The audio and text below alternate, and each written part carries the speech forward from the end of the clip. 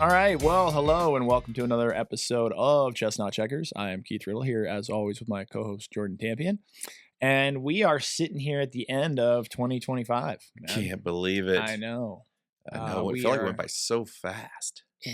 I feel like it flew by. Yeah. You know, it's one of those years. I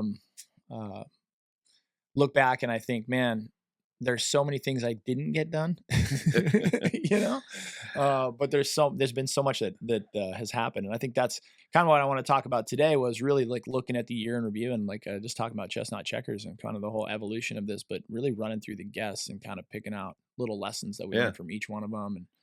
And I don't know, I'm just so thankful for all of the guests, really.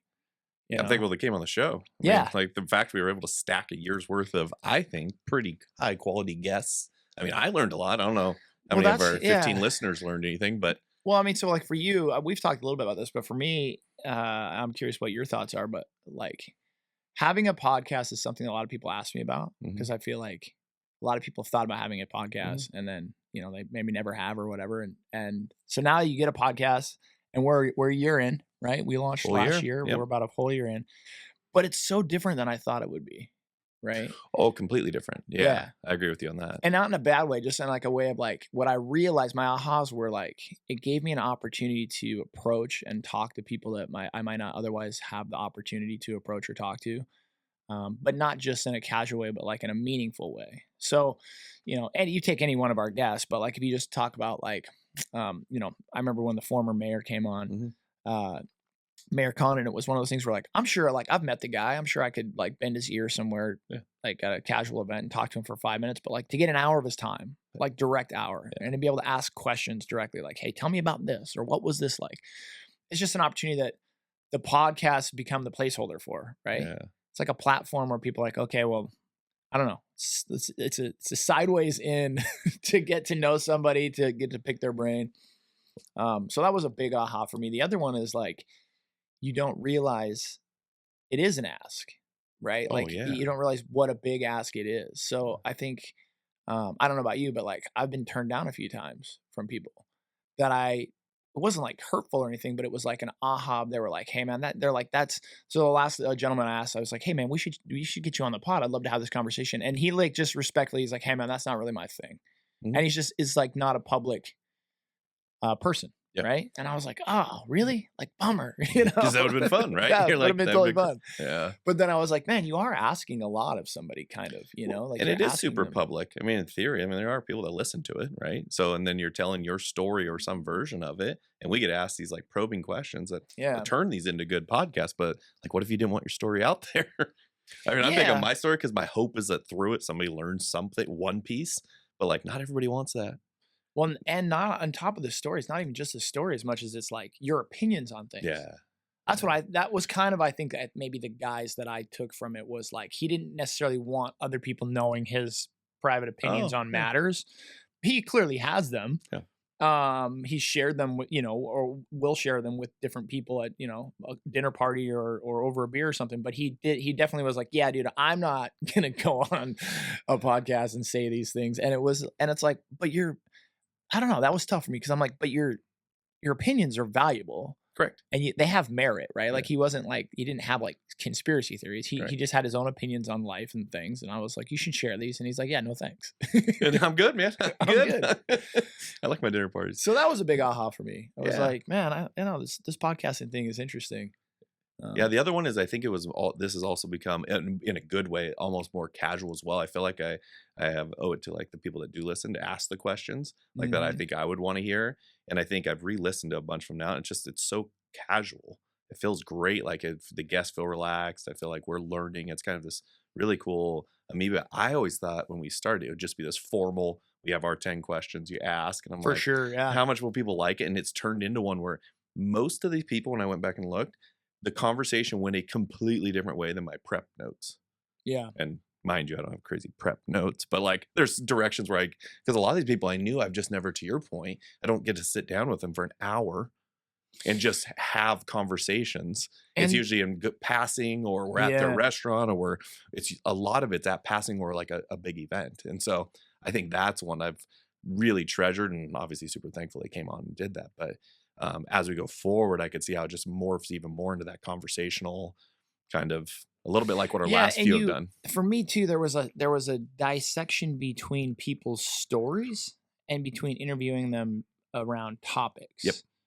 And so that was another kind of like, I don't know, interesting thing for me to kind of navigate or realize is like some people want to share their story. Hmm. Or sometimes I invited people on to because I was interested in their story. Yeah. Like, okay, tell me about your start and tell me where you came from and tell me. But other times it was like a topic driven. Like, tell me about this specific thing that you have knowledge around that I don't. Yeah. Right. And we might get into a little like where you're from and your upbringing, but it's not. This is podcast isn't about your story. It's about Right. like a specific thing. And so like I guess when I look out at podcasts that I listen to and aspire to have this one be like is like that's really more about what it is. You Yeah. get a little bit of people's stories, but it's like, no, this dude's a nuclear physicist and he's going to talk to us What's about he good fusion, at? right? Yeah. Or she good at? Yeah. And so that was very uh, aha for me as far as like looking at guests, like Yeah. looking at people to bring on the show and talk to is like topic driven Oh, criteria. that's the best part, and I think that's why I started taking so many notes. It'd be like going to college, like, now that I know what I'm doing in business, or at least know what the target is, like, my questions are very direct. They're very much applicable every time, Mhm. and I feel like that was what was great, was just gleaming that, whether it was historical data like a Bobby Brett, or it's newer people doing a cutting edge thing, or starting a business like Jordan, right? And I think that part was pretty fun, and there's multiple, and actually, honestly, that was the foundation of even how the book came about. Was I just took like a bunch of our first ones, the notes from it, Yeah. combined it with the stuff I had been working on, and I'm like, it kept ringing true You're going to across have to them. pay us all royalties. I know. They won't fit on here. Exactly. I think I give a credit in there at some Hey, point, I but said yeah, that. I yeah. said that. That was That's me. definitely a key point letter. But I think it's also morphed into something even more fun. I think everybody always asks me how much I enjoy the podcast. And I said it's probably the most fun thing I do. Yeah, 'Cause it's like my favorite day of the week It's like for my sure. favorite. Like, I look forward to when we do this on. Oh, and you get lost in it too, right? That's another thing. Is like having the these are just like tidbits for anybody out there who might be wanting to start a podcast. Is like having the time constraint was also interesting because there's certain people that are like, hey, I got a hard stop. Yeah. We're gonna do 1 hour, and now you're trying to like fit it in, or Yeah. you're checking the clock. Or there was other people where you just get engaged in conversation, and Yeah. then you're like, man, we gotta at some point we gotta wrap this up, but we've been going for almost Or 2 like hours. Rob's Yeah, almost exactly. 2, right? Yeah. And I enjoy the conversation, but it's just one of those things where I'm also like, yeah, but it is middle of the day Thursday, and I got to go do. I still gotta get something done. Yeah. Yeah. Yeah, it's true. Till I am a professional podcaster, there are other obligations. Yeah. Well, let's look at it from the top. Our very first guest was Tyler Lafferty. Yep. Loved Tyler. I think he was a great guest to start off. Tyler has 2 marketing companies, 7.2 and 14.4, in Spokane here, and then is the founder of Slingshot. And I think my biggest takeaway from Tyler, well, 2 takeaways. My biggest takeaway was he's a super cool dude. You know, I'm like, he's the kind of guy where I'm like, he I can, is what you see on media, right? Yeah. There's no different personality. He is the same the throughout, real on deal. stage, off stage, Yeah. kind of. Yeah. So that was cool because it's always cool to meet real people and then meet them and be like, there's a reason why this guy is successful or has done so well, because he's this guy. He's this guy. Yeah. Right. But number 2 was just his giving back, right? Like his community focus, especially with like his Slingshot. Yep. You know, we talked to him a little bit about in the episode, but I think it's super cool for entrepreneurs and business people to not to necessarily wait till they get to a level of success before they give back, but Yeah. to kind of give back the whole way. And I feel like that was kind of part of the messaging I got when we talked to Tyler, was like he's always kind of had this focus about Oh yeah. helping other people and giving back. And now he's doing some really cool stuff with like I think high school age kids Yep. and younger about Yep. helping them find direction in life and all that kind of jazz. So it's like Yeah. And I aspire to that. Yeah, and I think we all should have some angle of that. But I also loved how he translated stuff from a more for-profit business, which he grew really successfully, and now implementing it in how he's operating Slingshot. Because I think that's sometimes what's lost is you have all these principles and practices in a for-profit business, and then you go over to a nonprofit, and it's like, well, we're a nonprofit, and you're like, no, you can still run it the same way. And so you'll see, like, he's just out on the front edge, which I assume he just did his whole life. Yeah. On how he's implementing it. It's everywhere. His marketing's great, and the program's awesome. So, Yeah. Super fun guest. And that rolled right into Joel Barber. mm-hmm. Joel was guest number 2. Great PNW guy. I just got a sweet Did you go down to his vest. sale? Yeah, I got a Yeah, sweet nice. vest. Well, it's actually, it was stored down in Kennel Yards, but I just got a sweet vest down there. So thank you, Joel, for that. Oh, Making awesome swag. so Joel's the inspirational one to me because it's just my brain just doesn't think that way. Like I can come up with like Brick West sales and maybe incentives or give, but like the creative genius Yeah. that goes behind it, and then how do you take that and actually put it into a shirt, a logo, a branding, a system? And so I really love just kind of his unique take on it. Like he's the guy that should be doing business in Seattle, but we have him, luckily got him in Spokane. Well, Top and rate the out other of. thing about Joel is he's such a down to earth kind of family Yeah. guy. You know, he talked about, I think like when we were shooting the podcast, he was like on the early podcast, I think he took a call from Yeah, his for his wife. Yeah. like right, like We on had the no rules podcast. to Yeah, start. We yeah. had beer and no Yeah. calls. He's just like, hold on, guys, I got to take this with my wife, right? And I was like, you know, now I'd be like, whatever, I Yeah, don't care. I don't care. You can edit or take or do whatever you want with these things. But you know, at the time, I was kind of like froze up. I was like, can you do Can that? we do this, Brent? Brendan, What? is it okay? Yeah. He's on the phone. It's so true. But yeah, dude, total family guy, total Northwest guy, and Yeah. just again another one of those salt of the earth. What you see is what you get, and has done amazing things. Right. So both Tyler and Joel, I think, were two great guests to start Great off start, with. yeah. Pacific Northwest guys, local guys, have done Yeah. awesome things. Now every time I see him, I'm like always just like excited to see him. You know? Yeah, it's super fun. I'll run into it all the time, but it was that scaling with intentionality around culture. Like I think that's what's really hard to go from somebody who just prints in their garage to a big company like that, and yet still maintain a culture that people want to be at. And I feel like his businesses kind of emulate that. From how do you make a printing company sexy? Somehow he did. So I'm like, Yeah, you know what I mean? right? Bison printing, and I'm like, this makes no sense, but it does, and everybody loves it. So yeah. We talked a little bit too about getting out over your skis, and you know, I think Joel was very transparent, but I know you and me have both been in the entrepreneurial space for a long time, and there's also some big, I don't want to say misnomers, but the common mistakes of young entrepreneurs is like you just don't think about failure, right? Like you go into these ventures, they're great ideas, you have tons of energy, and you're just like, no, of course it's gonna work. It's not gonna not work. It's Dude. not, of course, yeah, it's not an option. And then having that story be told again, especially if you make a few things work time and time again, is like those first losses, sometimes those first kick in the teeth are super hard. And I think Joel was very transparent about he got into like the pizza business there for a while, right? And he went from like printing to like owning a pizza shop, but was very transparent, like, hey man, you know, this is one of those I'm not the coolest thing since sliced bread moments in my life, right? For him to have to realize that. And this is like after you've been an entrepreneur long enough and have those, you're like, man, it's so nice to meet other people who are like, yeah, I've fallen on my face too. Oh yeah, just to know you're not alone. Yeah. And it was one of those. It was really helpful for me, especially at the time. It wasn't something Joel said. It was actually something you said in that, and kind of came up with. One of the big ones was I used to judge it was do I like the deal? Yeah, sure. Can I do it? Yep. And so we'd do it.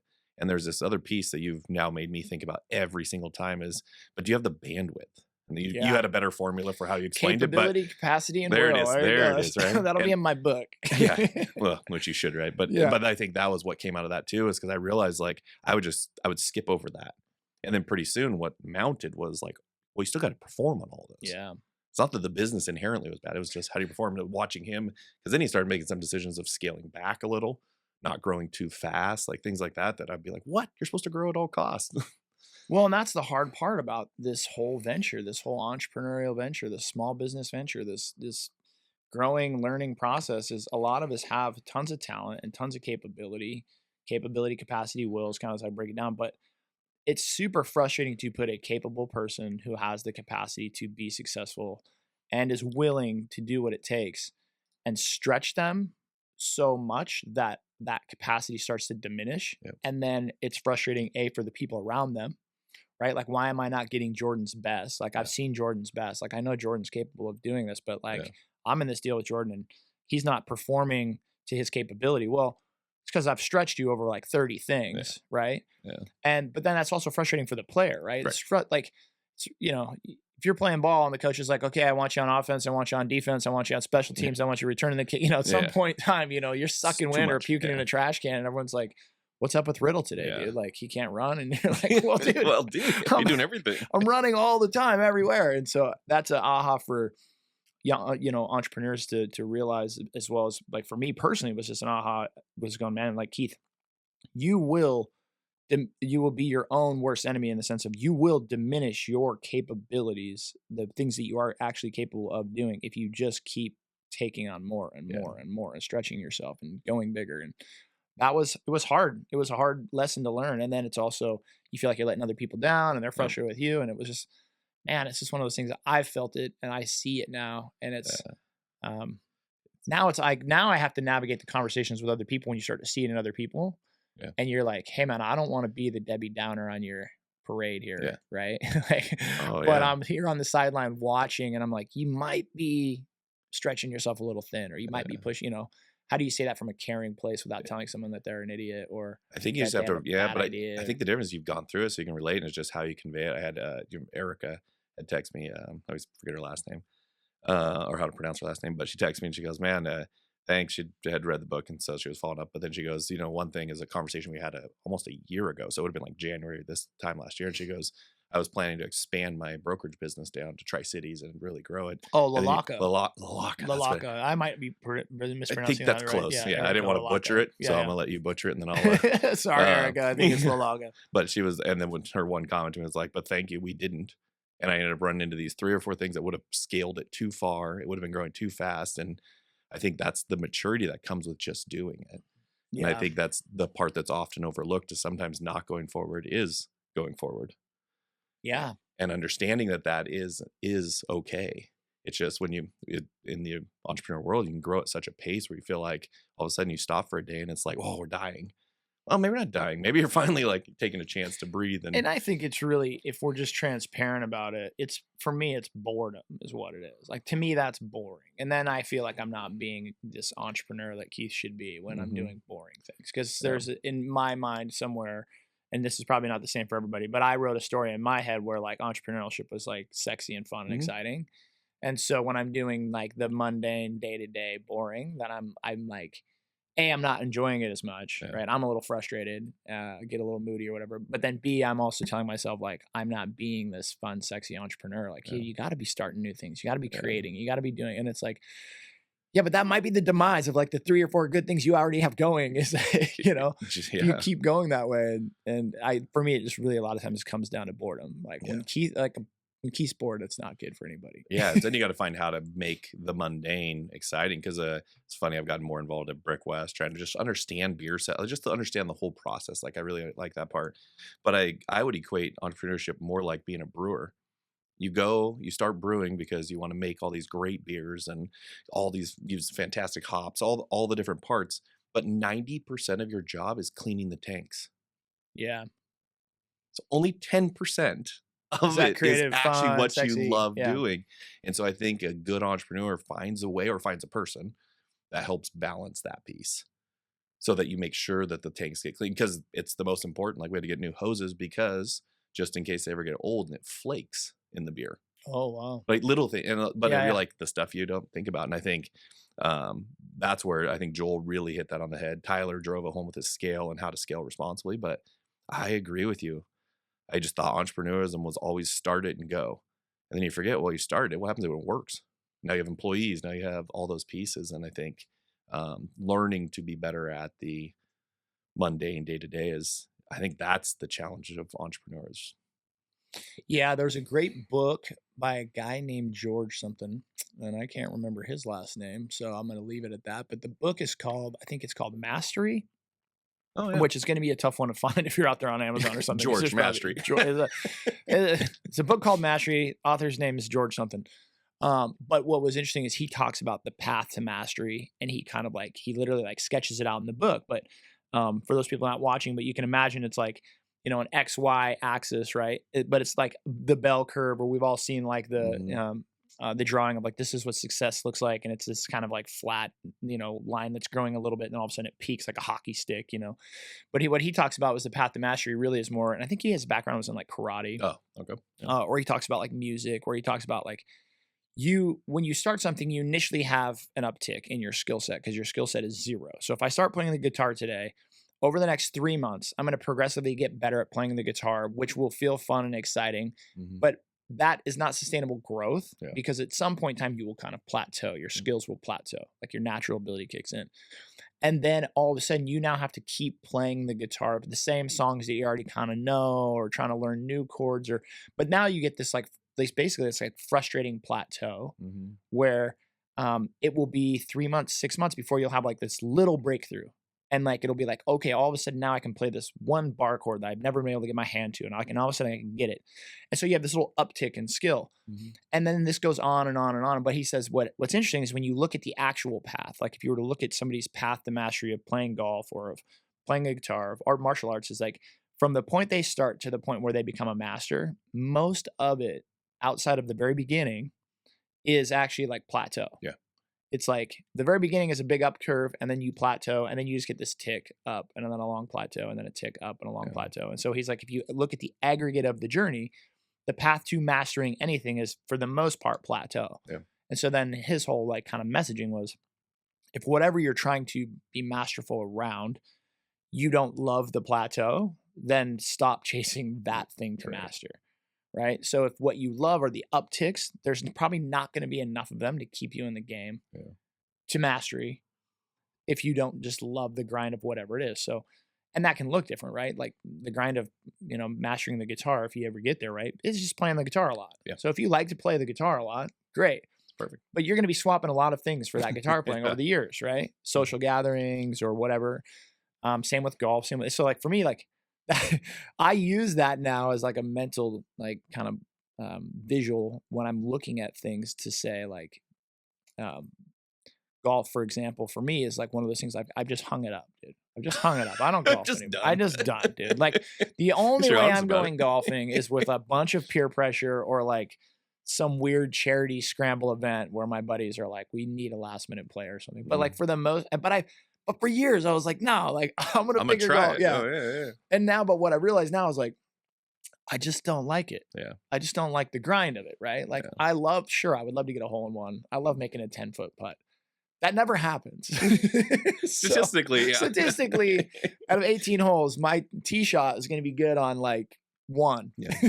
of 18. You got to keep coming back for that. Yeah. Yeah, but if you're coming back for that, and maybe I'm just a terrible golfer and I don't have enough of those upticks to come back for it, but But it's my a very aha, valid point. yeah. I mean, it's a super valid point, though. and my aha is like, but I do like that with like hunting and fishing, right? Which we've talked multiple times about because I'm going to keep talking about it forever.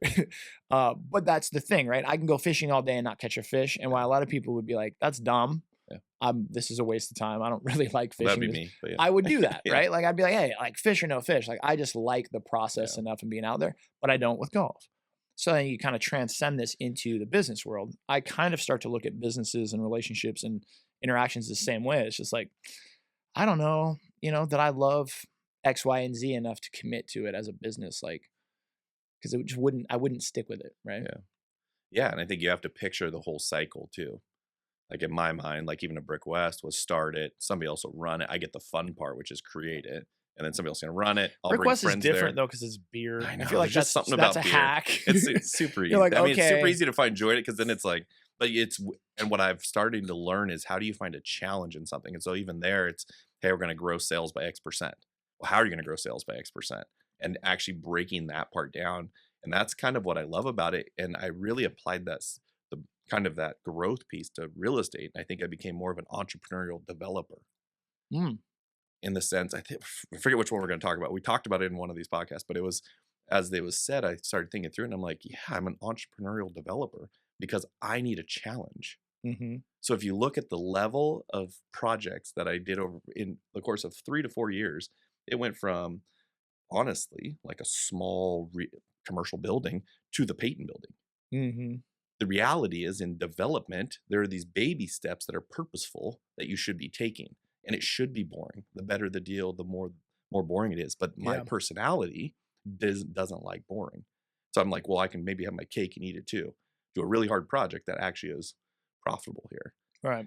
Instead of having a really strict matrix of what it is. And so when you see the ground up apartments, that's a really strict matrix. It has to fit in the box, it has to be the box. But I found myself more gravitating towards these really hard projects actually. That now I look back and I'm like, I think I'll approach development way differently that way from now on, unless it's just a pet project of mine. Because what I found is that I convince myself of more things that way because of that Mhm. challenge, and I'm like, "I'm gonna beat the challenge," when it's not about beating a challenge, it's about hitting a return. Yeah, and I think when I look at projects, even development stuff, we've talked a lot about that over the podcast this year's. I had that same aha. I don't think I love development like you love development for sure, but I don't love development in the sense of, again, I like the problem solving and I like the sexy, the fun, the design, the let's figure it all out. But then like the actual operations of like putting projects together and then Mm, managing them to construction and lease up is very fucking boring. it's really boring. And it It's should be boring. I really mean, in boring. theory, it It's should a be lot of boring, like right? Yeah. meetings with engineers and architects and Yeah. permitting and the city, and it's just like it's like this isn't fun and sexy, right? No. But like when I got to renovate my old office in Garland there, that old Masonic temple, like it was fun, dude. I'm just Yeah. working with like wood, rock, leather, steel. Like, hey, let's put some beams over here and do some cool stuff over here, and like that creative aspect. But it was like profit optional. Yeah, exactly. It The was no budget renovation right. type. Well, it was my own personal office, so I was okay over building it and living there. And but it Yeah. was also wasn't it was a side hustle thing, right? I was designing my own office. I didn't make money signing offices, right? I would have a huge problem as probably like an architect or an engineer because I'd Mhm. be like, let's make it super cool. And the clients Yeah. would be like, this is really expensive. And I'd be like, yeah, I know, Yeah, I but know, it's but it's gonna be super cool. cool. Well, I think it's probably why you like flipping houses too, right? Right. Is that quick change, that quick hit? It's almost like a dopamine hit each time, but each project is a different problem, and Yes. I think that's what when I like flipping, that was it. The issue is I would overdevelop them, and so that's why I realized I need like a building with enough size that I can go do that kind of footprint and implement it there. But I think that that would be If any really wealthy people out there want to hire me just to like come up with cool ideas, yeah. that'd be fun. Oh yeah, and you'll find they will. Construction ideas, that'd Yeah. be great. That'd be great. Yeah. So I think it just segued into a lot of stuff we started talking about from kind of those first 2 episodes forward, was Yeah, kind of so how do you get rolling through that? through, like the Yeah. next episode was Mayor Condon, Condon, yep. former mayor David Condon of Spokane. That to me was a big um, step up in basis, right? I think you line that up and you're like, hey man, I got the former mayor who wants to come on or he's willing to come on. And I was like, oh man, like now I better again Better be put prepped. some notes together. But then at the end of the day, you start talking with them. They're normal Yeah. people. You get some of their story, and what I loved about this whole journey across all of these is a lot of this, these trending patterns of stories is like he's like, I don't know, I didn't really ever want to get into Yeah. politics, and then I kind of did at the last minute, and then I run up, won a primary. It was like this sort of weird story where you're like, man, this is just a normal dude, Yeah. just like me or anybody else, who happened to be the mayor at one point, and Mm. now he's like not, Yeah. and it was just kind of it was an aha for me. The other thing that episode brought about for me was the realizing the complexities of Oh, that was yeah. politics, and especially like a city the size of Spokane. It's not a small city, but just the nuance of things like dealing with stormwater and property taxes and school districts and levy. Like that to me was kind of like I felt an education process, Yeah. right?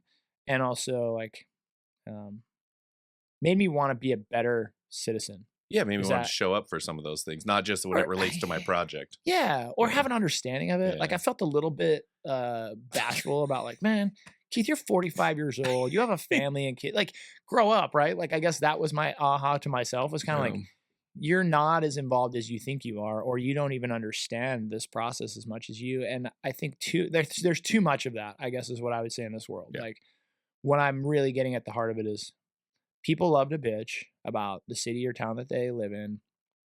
And the truth be told, you don't have a effing clue what you're talking correct. about. You don't know what's happening. You don't know what makes it all work. You just like to bitch about the things you don't like, but you'd have zero involvement. And you wouldn't even know how to get involved if you wanted to get involved because you don't have an effing clue. Yeah. Like that was kind of and I was like, this is Keith's internal dialogue, right? Uh-huh. But I think now I've kind of seen through that veil because fast forward, right? And we'll get into some of this, but fast forward is like we end up having a fair amount of like a couple Politicians. city Yeah. Oh, councilmen, yeah. the current mayor, Yeah. throughout this year. And for me, it was just like great experience and a learning process, but it was also like I would say the start of my actual getting involved, Yeah. like having a voice, trying to speak intelligently to things, knowing who the players are, how the chess pieces move on the board, right? An ode to the To the name, chestnut yeah. checkers thing was like, but then that translates into having conversations at the local Brick West pub or the Mhm. local And the same thing, I have a lot of conversations with people, and I can tell in first 3 seconds that they don't have a clue what they're talking about. Yeah. Yeah, you can vet Right? through them pretty fast now. Or they're asking me like, "Hey, you seem more involved. You seem like, what do you think about this or that?" Yeah. And now I'm actually able to think uh I'm able to speak a little bit more intelligently to certain Yeah. major issues that the city's facing or that we're facing politically in like the state or the country, just on that based on those limited experiences of like getting to talk to some of those Yeah. people, So No, it's great. And a lot of these guys, like I said, he knew, but to your point, it's like not like me and David grab beer all the time mm-mm. and just had a conversation. And I think it's great to get them kind of once you get going on the unfiltered side. But I think it's too many times where like you just got to fix the roads. You're like, yes, that sounds simple in nature, Yeah, but where are the funds coming from? Or where are they allocated to? Which road? How do you choose them? Like, and that's what people forget. It's not as quick as a decision you make unilaterally. there's There's so much implications of you nuance. fixed Yeah, the wrong road, did it get right? And I think I gained an appreciation for it. I still think there's a lot of red tape, bureaucracy stuff that could probably be worked out. for sure. And I But think they hide behind yeah, that. yeah. But I I think think in the grand scheme of things, they probably just either gotten sued, gotten into trouble so many times that it's just like this slow, methodical process for that reason. I think good politicians will talk about the nuance and the complexities of issues and then work to sort them out to make progress happen. I think a lot of bad politicians are utilizing those same exact problems or nuances or complexities to basically hide behind and not really do a whole lot other than advance their political career, right? Yeah, Like that, if I had to boil it down, right? These are broad strokes.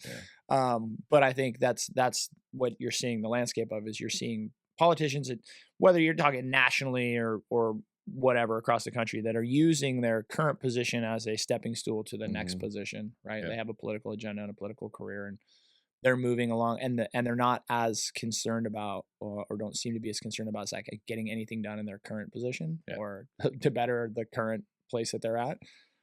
And then you have other politicians. I think that they're very passionate. I think that's something I got from Conan was like he seemed to be passionate about yeah, Spokane. He was a Spokane guy. It was, you know, and so his mayorship, yeah, what do you call that yeah.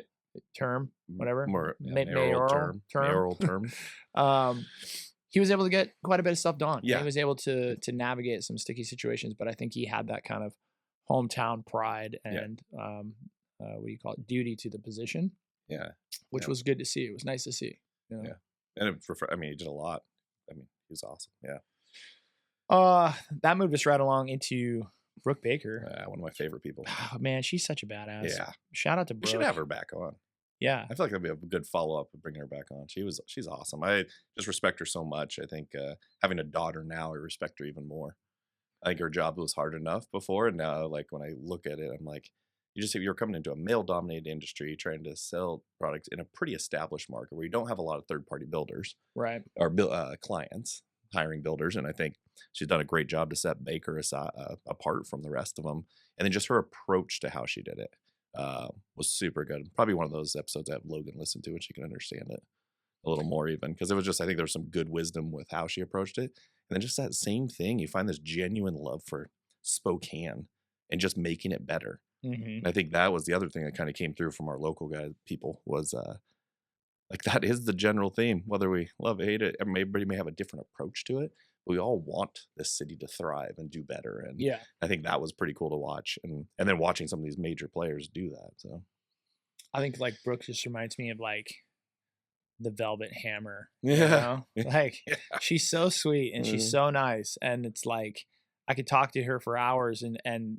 she's just like one of the most pleasant individuals. And then, like I said, she lives in that world, that construction world, where like you really got to get things done, and you yeah, got timelines and budgets, and it's yeah, it's a male dominated world for the most part. And so, like for her to perform that, like I've never seen her mad though. I've no. never seen her upset or like I haven't. I would They've I would never had never Baker want to build for me cross. yet, but you guys had Garland, Yes, right? I Garland's, did. I yeah, love them. I can't sing their praises yeah, enough as that's far as, cool. and I'm not, that's, I'm sure there's a lot of great builders out there. That's not a shot at any other builders. No, But my experience with them was one of the first times in my life, right, where I could say, with confidence that I wasn't concerned about the project yeah, after a certain point. yeah, Like just, they give you enough comfort and security in that's the cool. process where I was just like, man, these guys got it. I don't even need to be around here.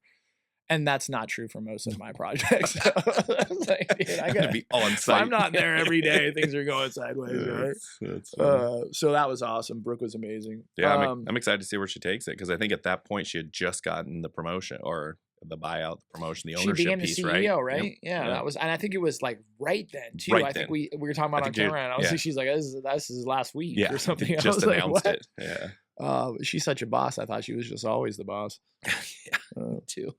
Yeah. Lee, Lee's my favorite, man. Wiedemann, He's so cool. Spokane Velocity coach, the men's soccer coach here in Spokane. God, that was probably one of the first episodes where I got some great feedback after Lee's. It was Oh, like yeah. he had like a tearjerker moment in Yeah. there, where he was just talking about Well, because we had just lost the championship game that fall, the late fall. And I think I think one of the questions, I actually remember the question. It was like, hey, what'd you go in and tell him? And then he just started tearing up and like, hey, I just told him, hey, great game. I mean, people don't understand. There's no way Velocity should have ever been there. Yeah. First season, there's no way you go to the championship game. And my takeaways from Lee are always these so structured, so methodical. It's what I'd picture if I sat down and talked to like Phil Jackson, who just has this like forward thinking, yet how do you get everybody there? Yeah. And I think he's a coach, right? He just does that really well. And then his story, his background, and those pieces just make it even more compelling. But yeah, he's turned out a really good friend. He's awesome. So. Well, and what I took from his interview as well was that I think I asked him at one point in the interview of like, well, maybe a leading question of like, right, best, more talented player versus less team player, more team player versus less talent player, right? Yeah. And that kind of analogy. And he was like, bar none, dude, team players, right? Like he was just, I've turned down, more elite players to play for me that I didn't feel like would fit the team, or I didn't feel like could kind of like, I think it was like be selfless, right? Like his whole thing was like, we're all here, you got to be selfless. And that to me was just a huge aha, because again, as an entrepreneur, whether you like it or not, you're a lot of times running teams or part of teams, and you see that dynamic of like, man, I've got high quality. I need higher quality players, or I got high quality players that don't mesh well, and like how do you make people commit to the mission more than their personal. And that's hard to do, especially because it's a League Ones, right? So people are trying to still go up leagues, trying to progress in their playing career, and so you're constantly at a stake of them being too good to leave, or coming down to that level and more goals, get them better paychecks, right? It's just, I think it's really hard to manage that kind of talent, and then to make it work as a cohesive unit and have them all believe in the same goal. That's why now when I see teams like the Patriots when they did it, any of those teams that have been successful that way, and they just have this team culture about them. And so you're always trying to dissect it and pull it out of how to translate to business. Like what creates that? It's not like, to your point, it's not always the most talent that wins. It's the best team that wins. Yeah. And it's really trying to figure out who the best player, best fit is in that. And I would say that was what Lee does really well. He'll diagnose and be a little bit like if you ever saw Moneyball. Yeah. Except for not as still numbers related, but not as much as that was. But like, you're like, yeah, this guy hits a ton of sacrifice flies. Let's put him right behind a guy who gets on base a lot. Oh, statistically, we're gonna have a better chance. Like, right. Yeah. And I think, I don't know, for soccer, it's probably not as stats driven as baseball, right? Baseball's a huge stats driven sport. Yeah, but baseball's probably the most stats driven sport because of that. But it's still a lot of stats. Like there's a lot of game info. I'm learning a ton. I listened to Benji's podcast, the Spokane Soccer Show. It's like how I've heard about that one a few different times. Yeah, super good. I'm just gonna try to get him on our podcast too. But it's just like learning the technical side of the game. And I think soccer is one of those sports where if you are just watching it as a like as a casual spectator and you don't really know the sport, it can seem kind of boring, right? The ball's just kind of going back and forth and back and forth, and guys. But if you know what they're trying to set up or what they're trying to do, or like the triangulation between players, and like it gets more exciting the more you know about it. I feel like, or at least it's exactly. I went to my first lacrosse games this past couple last year. Actually, went 1 year before, but I sat there and just watched. And I'm like, wait a second. There's people running behind the goal. They're all running for the end zone, like to get there first. so people can go this far here and there, and then by the end, I'm like a lacrosse fan now. My nephews all play, and it's like it's so much fun because now you know the technical, like the rules of the game. Right. And I remember when I lived in London, I'd have this debate with the guys about my internship because the cricket's the big sport there, and I still don't understand cricket to this day. But then I would go explain baseball, and they're like, "What do you mean you throw it to a guy who's running to first base? It makes no sense. Like, why are you tagging him?" And I'm like, and so there's just that divide. But once you understand the rules, it's like it's fun because now you're watching excellence happen in that space Right. because you know what to compare it against and what that looks like. And I think that's what I've grown to really love soccer because of that. Like it really is a technical sport. And I always tell people, I'm like, well, if you just considered every goal was 7 points, it'd be like a football score, it'd be 21-14. Like, Yeah. you know what I Right. mean? Like it's Instead just of 3-1. exactly. Yeah. Like it's not like they score a ton in football. Well, I guess they do sometimes, but Well, I think it's also just a different dynamic of a different game. But to have a local team here in Spokane that's doing what the Velocity is doing is pretty sweet. And to have Lee behind that, I think just once I met Lee and heard his story, I was like, oh, this makes sense. Yeah. Like, right, Yeah. you totally. They shouldn't have been there, but they got there. But I think that he was a huge driving Huge force. catalyst. Yes. Yeah. And then made it the next year. Yeah. So obviously it shows his ability to then duplicate We it. just need to win it once. I know, that's We just need to win it once. it's all right. Heartbreaking. Third time's a charm. Right. Jordan Allen, man. Yeah. Jordan Allen was the next guest. He was our first online one. I hope we tried to get him in person, but we had the scheduling conflict. But Yeah, we did that one over Zoom. Mm-hmm. That was interesting. Jordan's such a dynamic guy. He's another guy I'd like to bring back, but Bywander was his kind of baby at the time. Mm-hmm. Still is. Still is. Yeah. Yeah, and it's fun to see them grow. They've been growing. Awesome to watch them grow. Yeah, I mean 4 or 5 locations now. It was one of the tougher ones I remember talking about. How do you scale that? Because every market's going to have their own discount return store, right? Like a Spokane Overstock. Mm-hmm. But he's done a really good job of hitting markets well, really building up that bidding platform, which is a unique advantage there. And then once he hits scale, I mean, it's been interesting to watch it. My biggest takeaway or aha from his interview when we were talking was we were talking about raising venture capital money, Mm-hmm. and we were talking about our angel investors, and Jordan's done that a time or two for different businesses, I think. But he said basically like they want you to like win fast or lose fast. Yeah. And that was a huge aha for me. I was like, really? And he's like, yeah. He's like, and then I'm paraphrasing here, but he basically was like, if a venture capitalist gives you $20 million or an angel investor, they want you to turn that into 40 million, like whatever, within a year or something, or they want you to lose it so that they know that was a bad deal and they can move on. And it was kind of like, I don't want to say the kiss of death, but it was like, but they didn't really want you like this 10% growth for the next 30 years, right? Like that's not like sexy or enticing. Yeah. So it's kind of like, if they give you 20 million and you call back a year later and you're like, hey, good news, I made $1 million. I got 21 million. They're like, yeah, that's not what we're looking for, Yeah. And for me, it's like mind blowing. I'm like, what? Like they don't want you to make $1 million in a year. They want you to make $500 million in a year, right?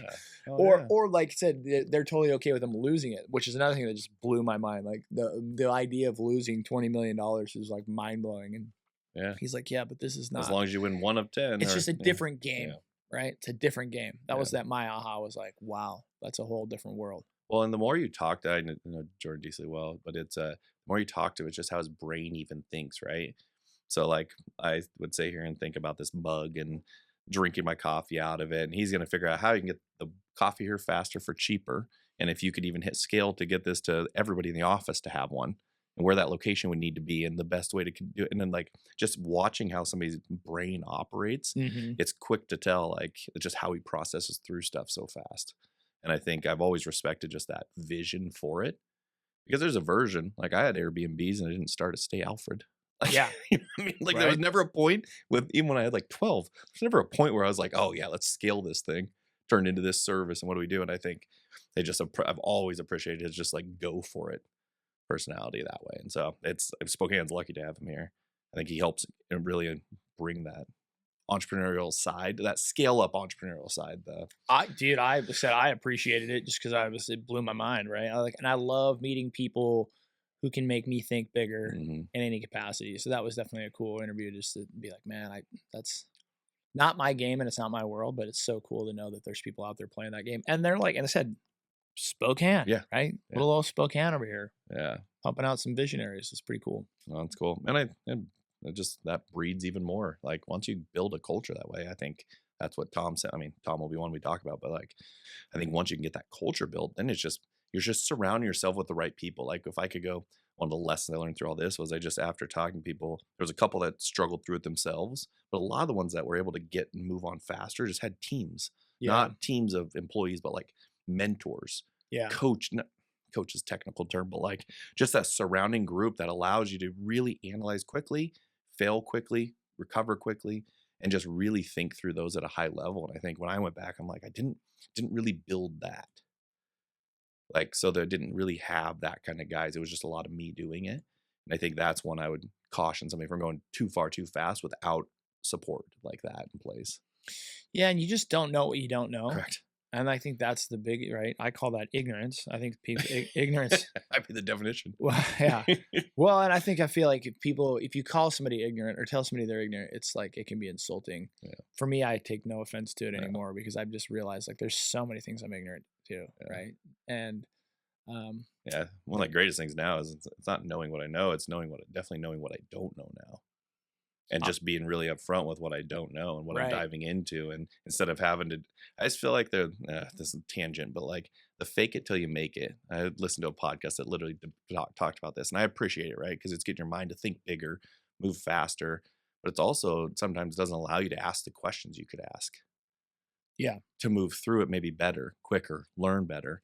It's I've never been a fan of the phrase "fake it till you make it," other than I think it's aimed at getting people over the yeah, fear I agree. Yeah, of not trying yeah. or of creating all Just of the get it off the problems and fence. excuses. Like, Yeah, listen, dude, like there's just yeah, if you're waiting for certainty here, you're never gonna get yeah, off the fence and move, yeah, or you're gonna always hesitate, or you're gonna always second guess. Like, there's just a part of success that you just better get used to that, yeah. right? The second guessing, the fear, It's coming. the Yeah, insecurity, like that's there all the time, if you're ever trying to do anything cool, but you have to move forward anyway. I think I like that aspect of it. yeah, But yeah, I mean the aha that I had with you know, realizing I think it's a Mark Twain quote, but realizing like it's not what you know for sure that gets you in trouble. It's not what you don't know that gets you in trouble. It's what you think you know for sure that just isn't so.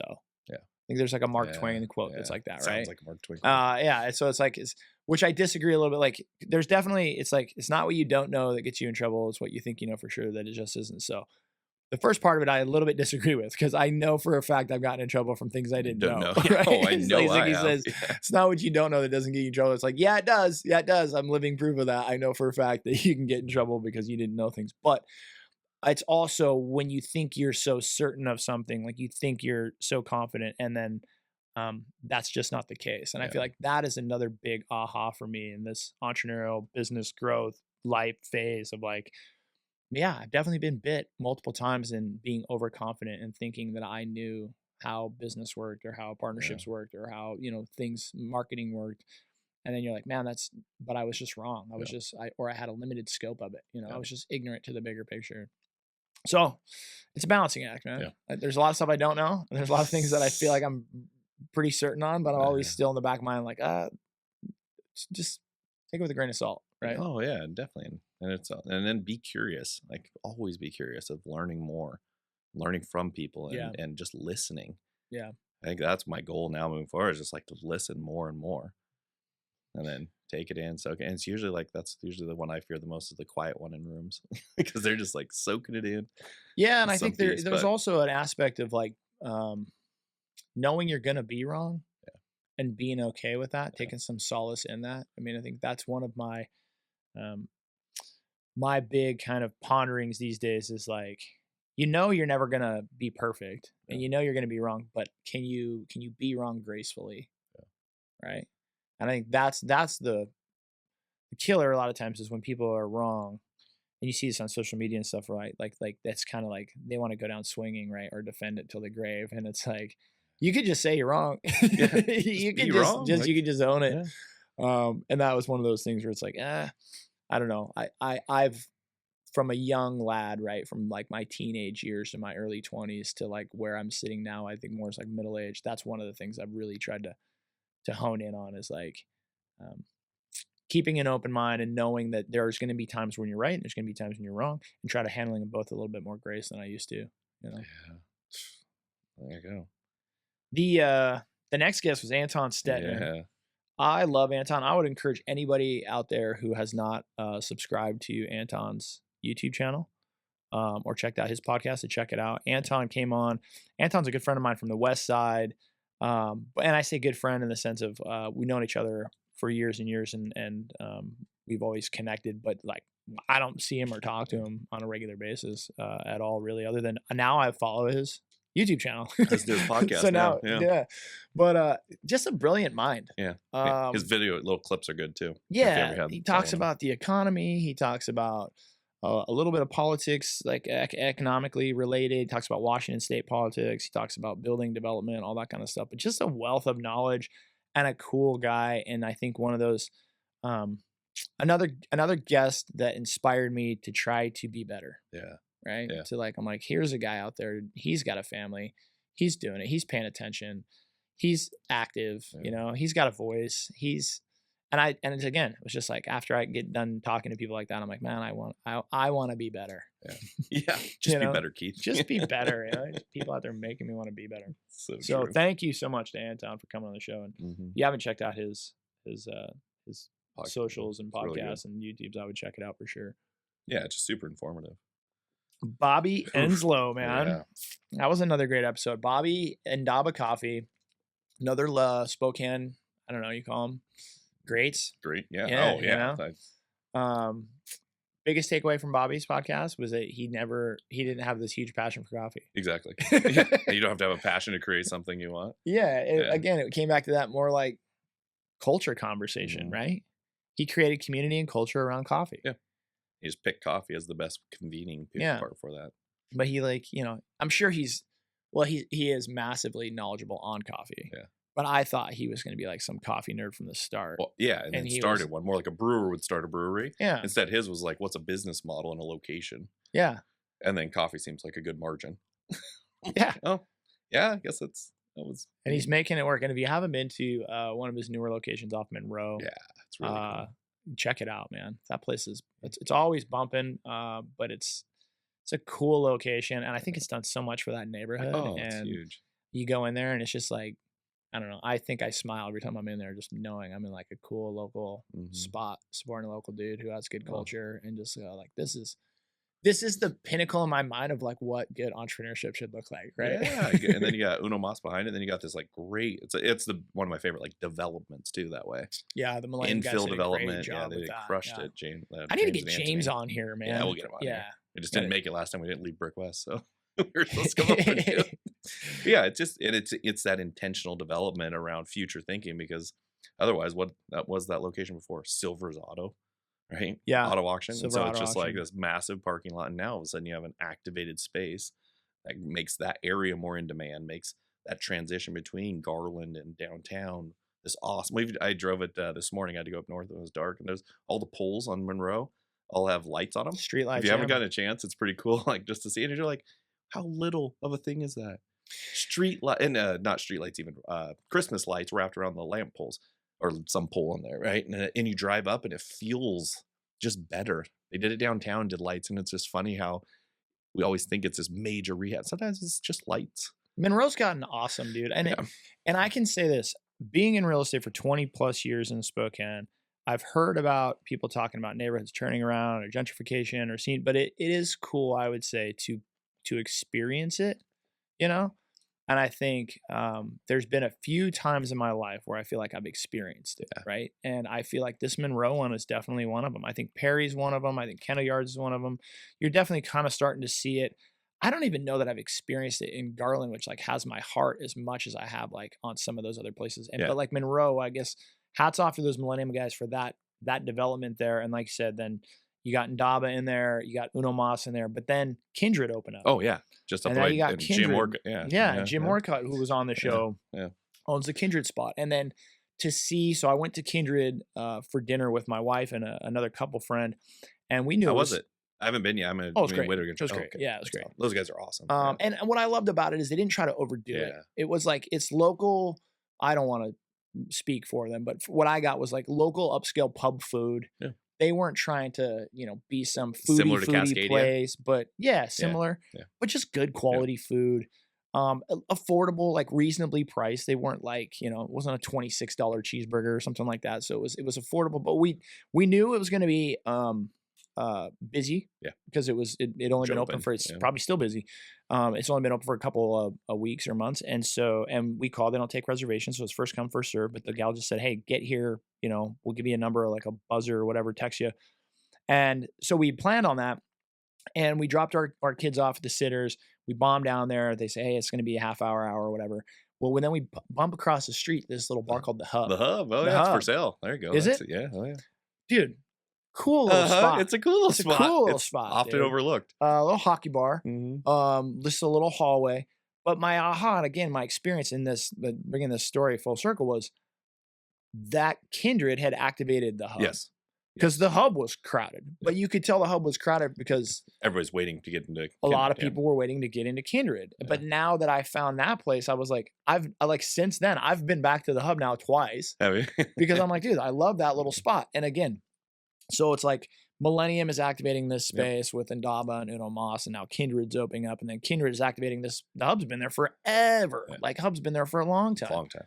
And now it's getting activated, and just to kind of see that, and like you're talking about, now you're driving down the street and you're seeing street lights or Christmas lights. It's like, dang, dude, it's like it's happening, right? Yeah. Like it's happening, like as we speak. It's getting cool. It's getting funked up. It's And happening. when you follow that full cycle, I mean, I remember 5 years ago before they did their street improvements to Monroe, and it was up in arms about the city ripping up the street, making it more pedestrian friendly, and doing street Again, dude, I'll admit when I was wrong. I was one of those people. I was like, this is the dumbest thing ever. Yeah.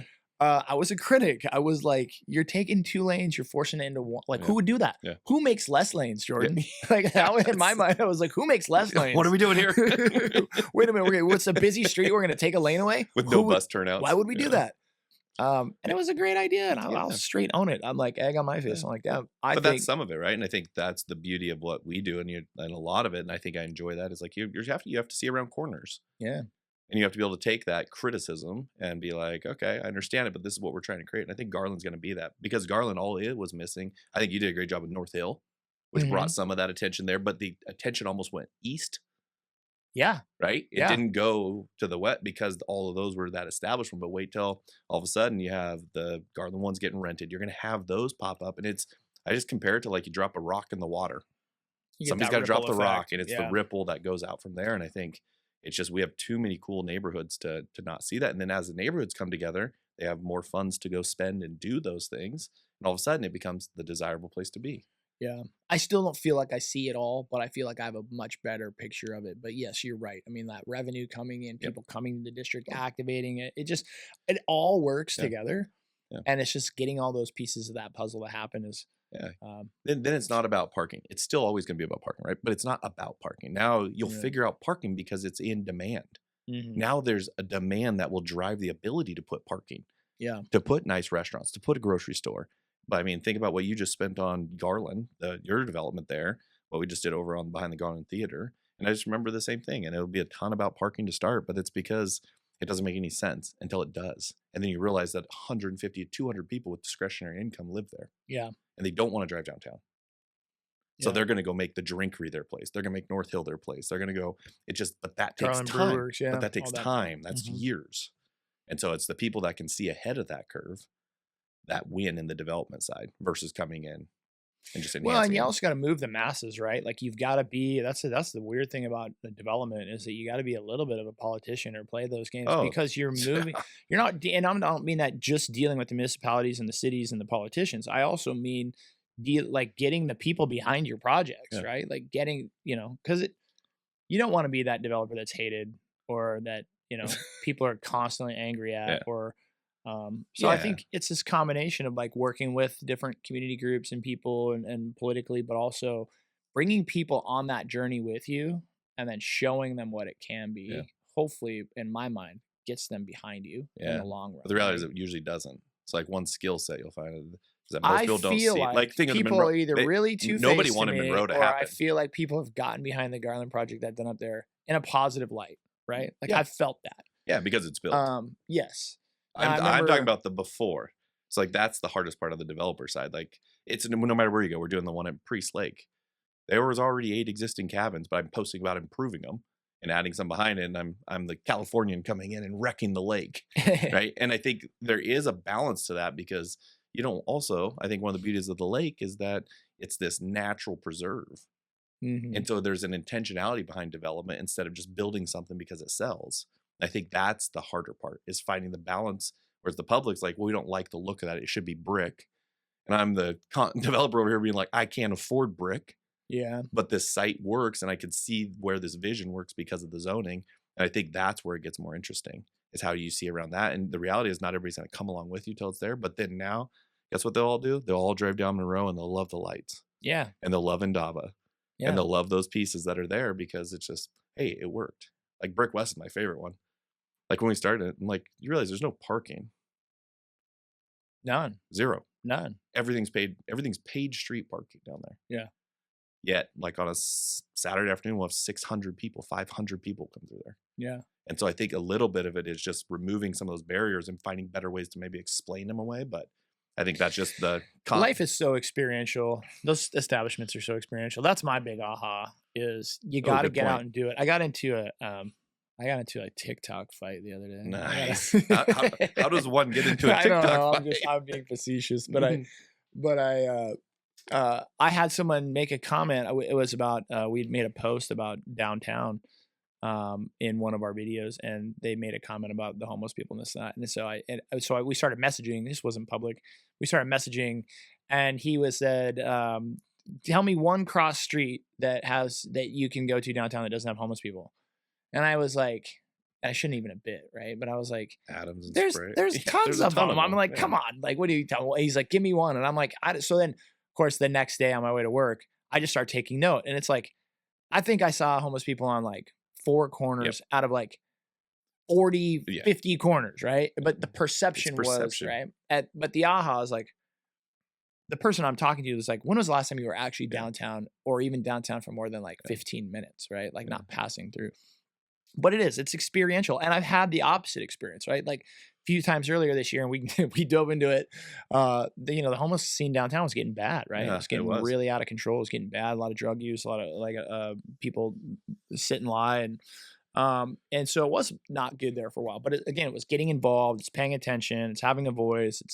It's knowing who you talk to and all that kind of stuff. And so I think that's where, shifting this conversation up a little bit with like Jonathan Bingle and City Councilman Cathcart and even the Mayor Lisa Brown, but it's Sheldon Jackson on the show, to getting Chris Batten, all of these people, Rob Brewster. I'm just like thinking back now where it's like, oh yeah, all of these people understand that you have to do something about the things that you don't like if you want them to change. And that was a huge, again, growing up moment for Keith. Like, you're an adult, being an adult, you're 45, you got a family, you got a kids, you're part of the community.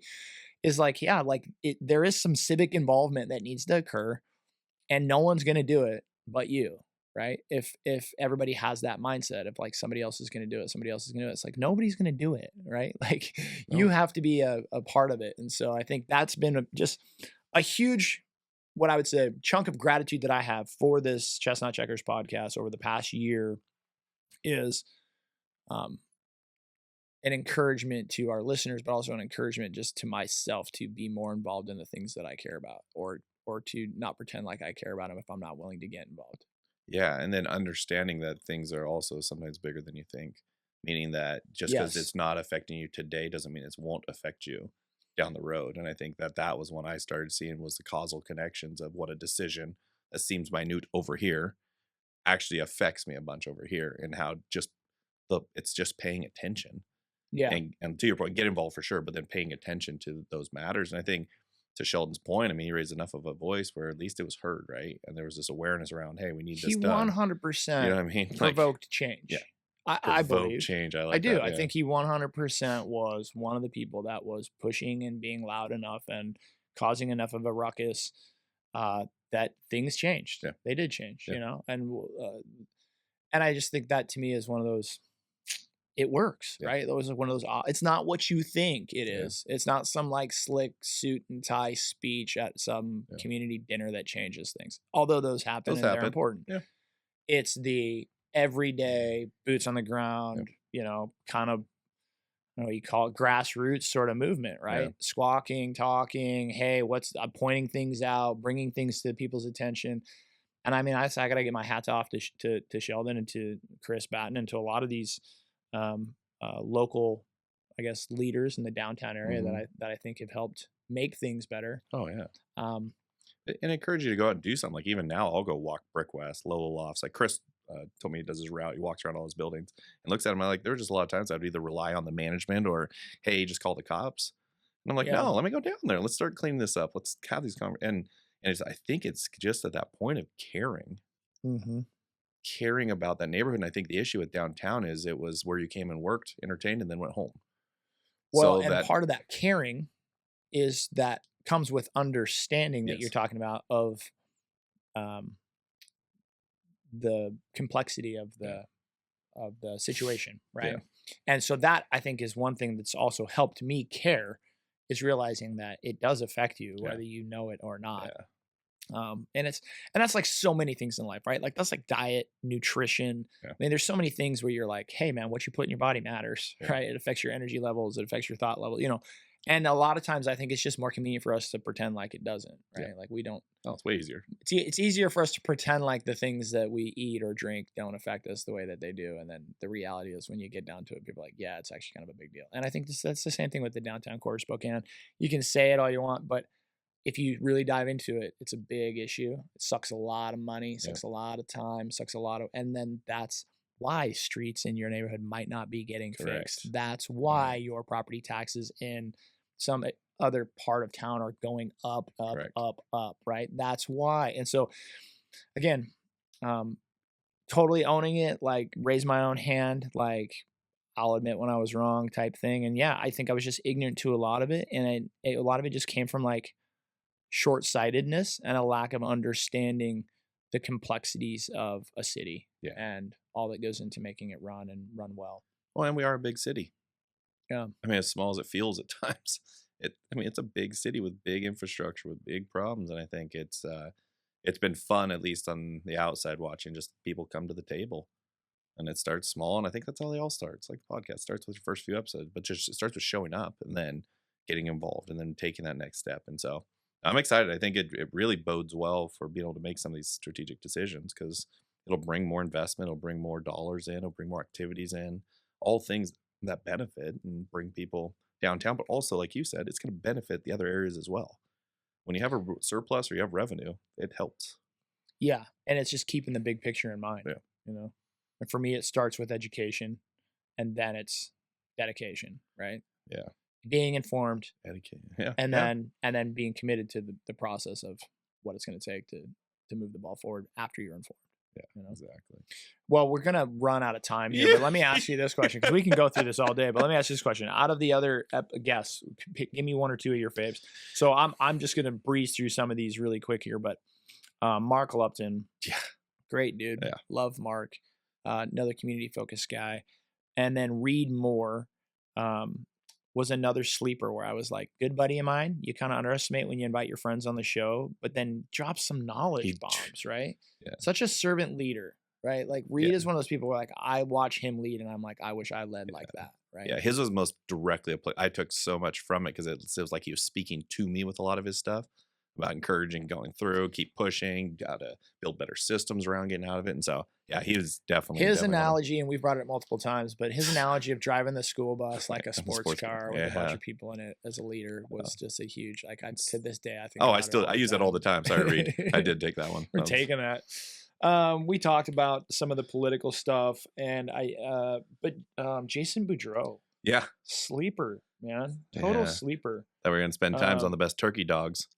right? And then all of a sudden turned into this one where I'm like, man, you're like a wealth of knowledge about growing, scaling. You have so many things going on. You have such a good story to get there. And I'm excited to see where he takes those two companies. I mean, Another dude that would be great to follow up with. mm-hmm. And then we have like this hit list. I felt like of Tom Simpson, Bobby Brett, Julie Yeah. Norris, Bill Kalibas, all people that I had rubbed shoulders with, Yeah. knew who they were. It was great to hear their stories. Yeah. Loved Julie Norris's story. Another great woman leader in Spokane. Tom Simpson, I think, is a Just Huge. Yeah. catalyst for young Yeah. entrepreneurship and change and Yeah. and supporting people in Spokane. Like, couldn't say enough about that.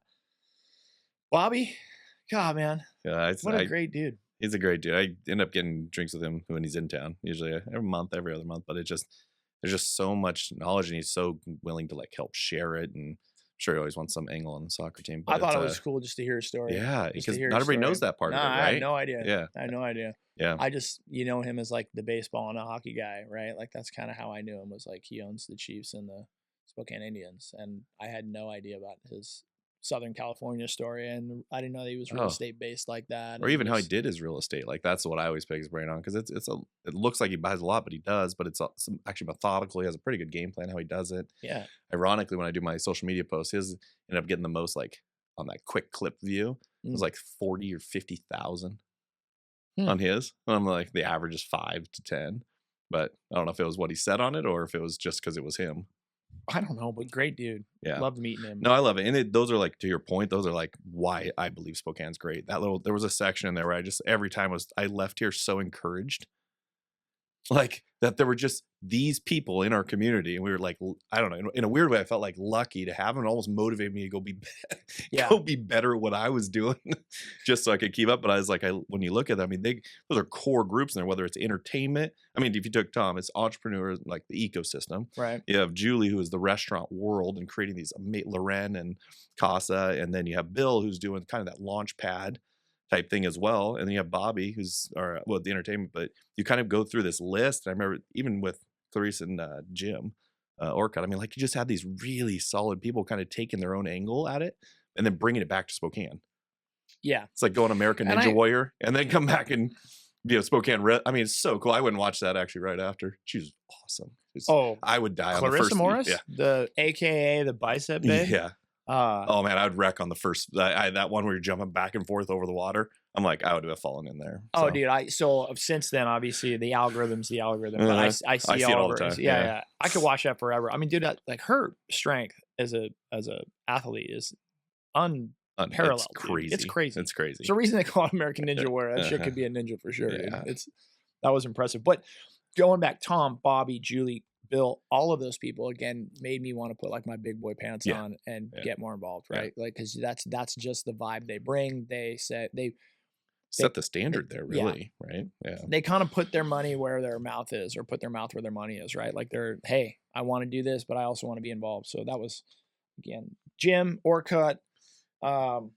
Just probably encouraged me to be a more consistent, better investor. Yeah, conservative wins, right? I think in he showed that base hits can win a game, and I think it's though not as fun laying down a bunt every time. At least you're on base, and I think he just showed that just don't get outside that lane. There'll be shiny objects the rest of the way. The rest of your life, Jim's you'll a have sleeper too, right? Like getting Jim to open up, but Jim's he's a monster. Oh, that was a great. I re-listened to that a couple times. It was super good. It was good. Steve Jones was awesome as well. Like, Evan Moore, I'm getting man. to know him. Evan was a good guest where he went over like helping kids get into college, right? Yep. Helping kids get scholarships to get into college. That's something that we're both gonna have to look at in the next couple of years. But Hey, Evan, remember time. us? But what a cool focus, right? Yeah. Focusing on kids and education and getting them what they need to continue that education. And it's a game, man, and it's another one of those things you can't ignore. No. Until you can't wait till the last minute. And I mean, that's all I took from a lot of these. I'm like, I just keep waiting till the last minute. Like, plan ahead. Gotta get plan ahead. Yeah. Luke, who I think could be the mayor at some point, just so connected. His approach to things, kind of the Luke Jasmine. I hope he's the mayor. I do too. That'd be so cool. There you go, Luke. There's my endorsement.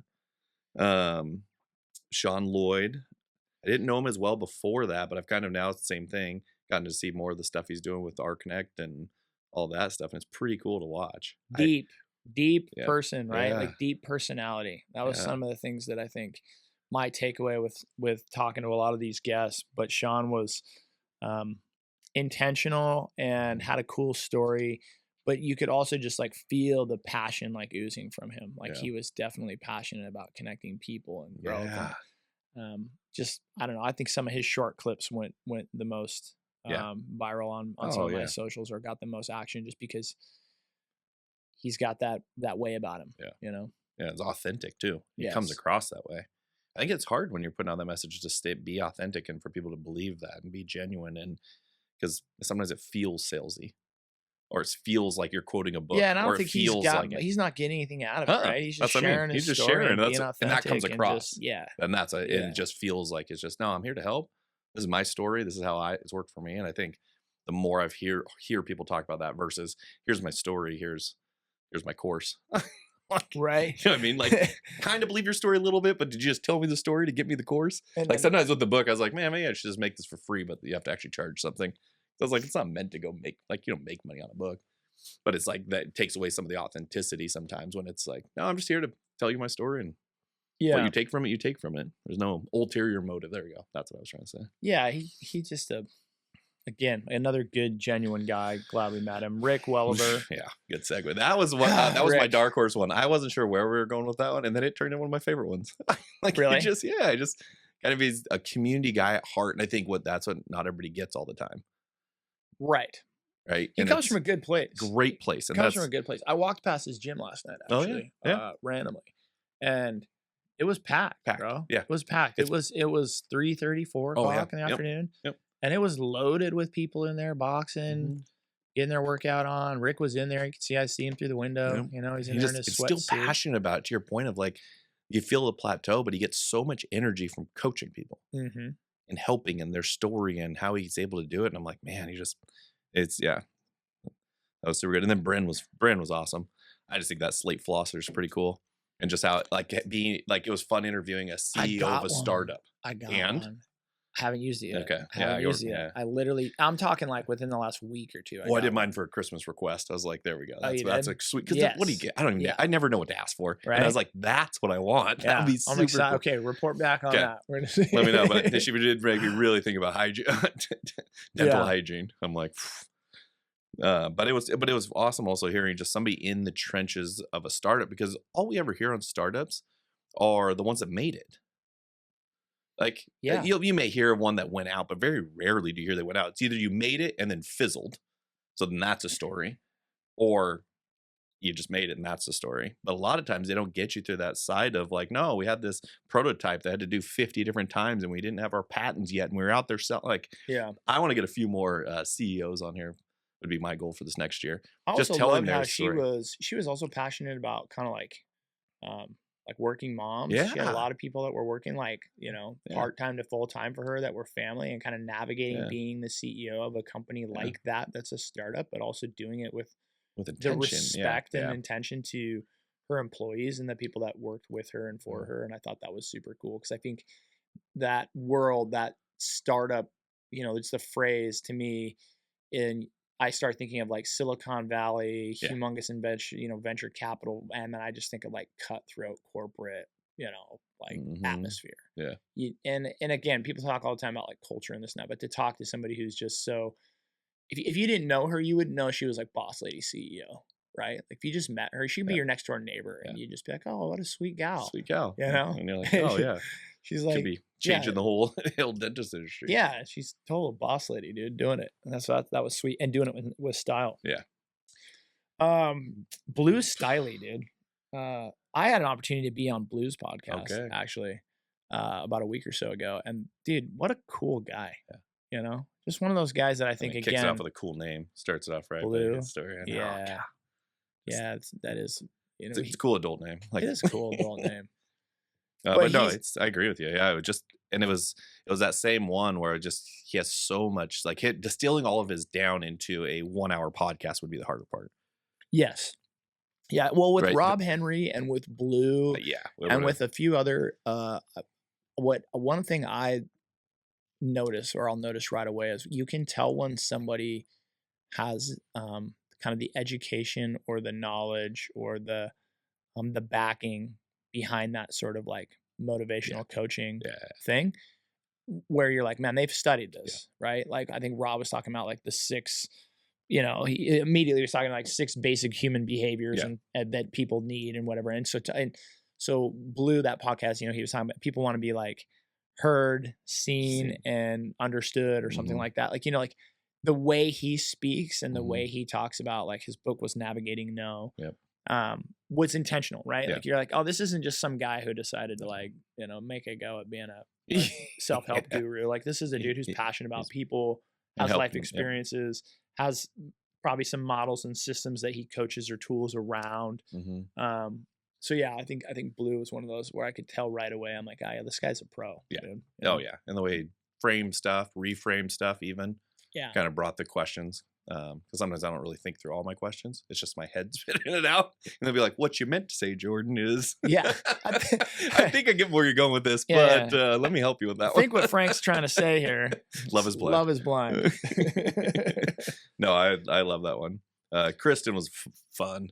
She's just awesome. She's one of those inspirational ones to me because she just goes, and I didn't always know her whole story either before that. We just had offices next to each other, but just watching her grow and just her vision, right?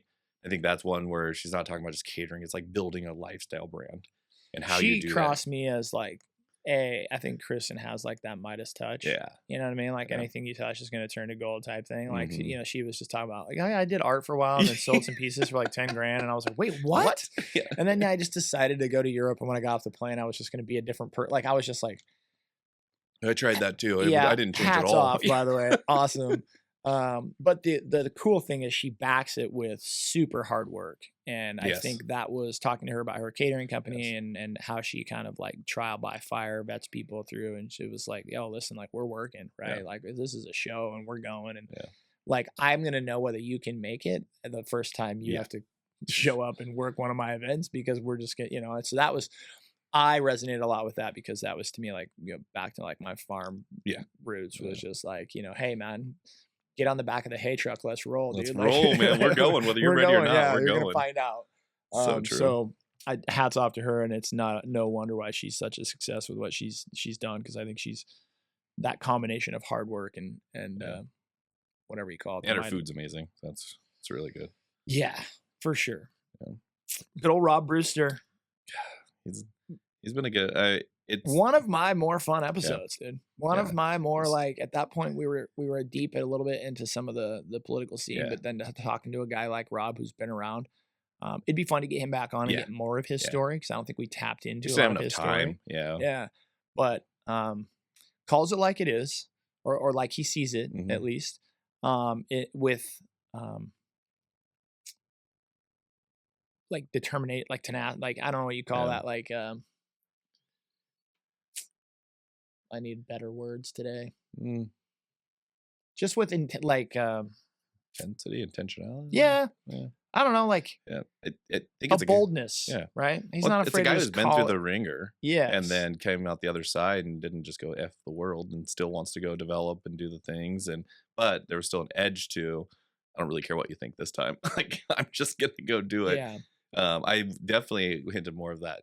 And I could see how you get to that point. It's like almost jaded a little bit because you were put through that and you're like, sure. why'd I do that? And why'd we go through this whole thing? But he's just such a brilliant development mind. And There I think is a that is, he just sees balance. things differently. There is a balance in life, entrepreneurship, business, development, where you have to be willing to kind of take the heat. My grandfather on my dad's side he was a little bit politically involved in different boards and organizations, but he used to always say, if you can't take the heat, get out of the kitchen. Yeah. Like that's kind of the scene, right? Yeah. Like you're gonna get into politics, you're gonna sit on boards, that kind of stuff. Yeah. Like not everyone's gonna like you or the decisions you make, but that you can't jaded and you Yeah. can't kind of like take your ball and go home or Correct. pout or cry every time it does. Like this It is happens. the scene, Yeah. right? And so I think Rob has a little bit of that, but I think when I'm looking at all these people, it's that's going to happen. You have to be able to kind of take some of the criticism, the heat, but you cannot let it, or it's really easy to let it affect who you are, Yeah. and to affect your modus operandus, Correct. your day-to-day action or activity. As soon as you start letting doubt creep in, fear creep in, but also what are they going to think of me? What Correct. are they going to say about me? Hey, if I say this or do this, I'm going to make them mad, and then if they're mad, then they're going to talk. And it's like it's just a slippery slope into inaction, Yeah. or into doing what I would consider, or playing what I would consider like a smaller life. Yeah. Because you're going Right? to retreat back. Because if you don't want any of that stuff, it just comes with doing big things. So, but then the flip side of that same kind of scenario is you can become too brash, too bold, Mhm. too like throw the middle finger at everybody and everything and just kind of have this attitude of like, well, fuck them. Yeah, fine. Who gives a Yeah, shit, yeah. you know? And that's not good either, No. right? So like finding that balance, and I think Rob is kind of maybe on the edge of the jaded side, but I feel like I can resonate with and see that he is like, I'm gonna be who I am. Yeah. I'm still gonna swing for the fences. I'm still gonna try to put cool projects and do cool things. I'm gonna fight. I'm gonna fight the good fight because people are gonna try to stop me and they're not gonna like this. But I'm also not going to just throw the middle finger everywhere. I mean, Yeah. he's a very intelligent Yeah. guy. He can speak to a lot of this stuff, intelligently. He knows what's going on and kind of seen behind the Wizard of Oz curtain, I think. Yeah. Um, but he hasn't let it stop him, Yeah. and he hasn't let it seem to have stop him from being who he is and doing what he wants to do. And I think for me, that's just there's a ton of respect that lives there. Yeah, and it's cool. Whether I He agree with always it or texts not. me and checks in. Does he? How things going. Oh, yeah, he Yeah. does. Just out of the blue, and I think that's the side of him where I'm like, I don't know. I've been able to see the human side of a lot more people that I didn't have humanized. They were just Mhm. the developer, or like a Chris Patton, right? He just develops all these buildings, and there's a version of that you frame somebody there, and then you meet him as a human. You're like, no, you're just one of the nicest guys. Like, Yeah. you're intentional, you mean it, and you just went through a part where, um, same thing. But Bobby told me that same thing. Chris told me that same thing. Like, you're just gonna go through, and there's no way 100% of people will like your development. Now you can still Yeah. show up. That you can control. You can control all those things.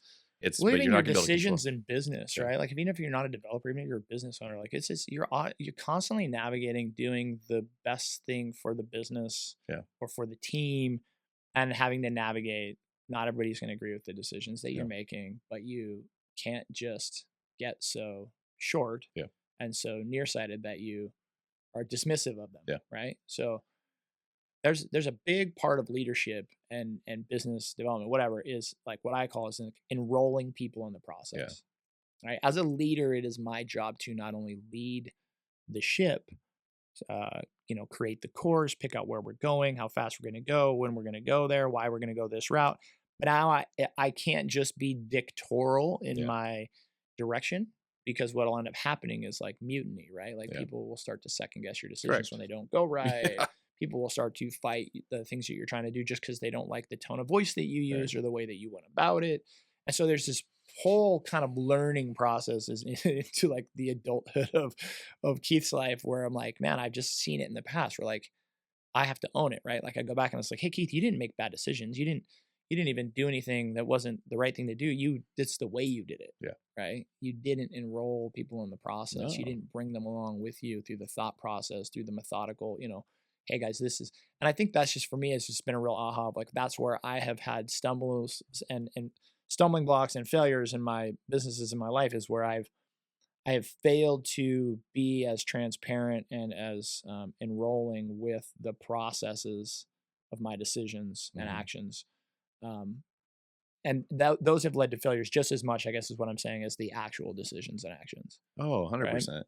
Mine was kind of similar point there where I just did it. And then all of a Yeah. sudden I get there and it's great when it was fine, but I actually worked even harder then is then when it got hard. And hard wasn't that it was bad. It was just like rates were higher. So loans are harder to get. I hadn't worked with anybody to get there. So now all of a sudden, all those same tasks that are taking 4 times as much, there's nobody around me that can do them. Mm-hmm.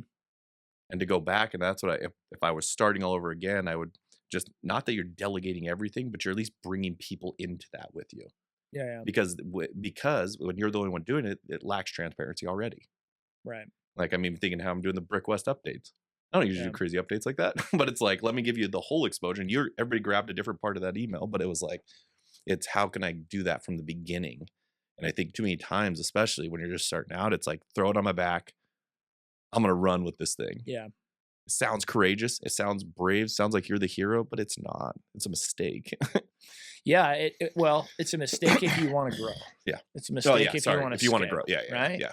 And we talked a little bit about that early My assumption on. is if you're listening to our podcast, you want to grow. Yeah, no, and I also kind of dissect in my mind the difference between like a freelancer and an entrepreneur, yeah. right? And that Yeah. going back to that analogy of like, if you just want to be a high level freelancer, Yeah. you can do that, Yeah. but you're going to be kind of a solo warrior, and it is what it is, and that's fine. But I think too often we start that Yeah. way, then we decide to scale, Yeah. and then we fail at scaling, or we have a ton of problem with scaling because we're acting like that freelancer. Yeah. We're acting like that. I'll carry the load, do all the Yep. things, and that run the ship until you can't. Yeah. And there's that whole, I think Reed talked about it, but it's that whole like, progression of like, I do it, we do it, they do They it. do it. Yep. I do it, we do it, they do it. And just that mantra of like in business and in growth is like, yes, you can be the person who does it and probably should, maybe even to some extent. And then there's a we do it phase where I'm going to have someone come alongside me or watch Yeah. me do what I do or whatever. But then you also have to let go of the reins and let them do it. Yeah. And by the way, they're not going to do it perfect, and they're not going to do it without failure, and they're not going to do it, they're not going to not cost you money or time. Yeah.